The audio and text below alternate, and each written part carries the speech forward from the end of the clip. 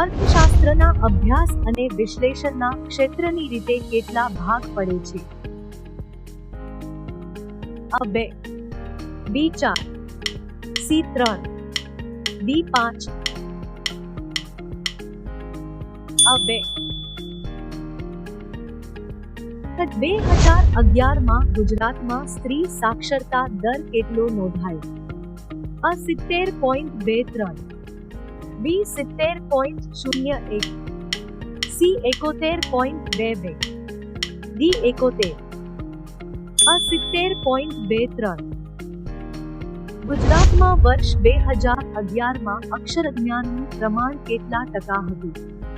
A 80.3, B 79, C 82.31, D 79.31, D 79.31.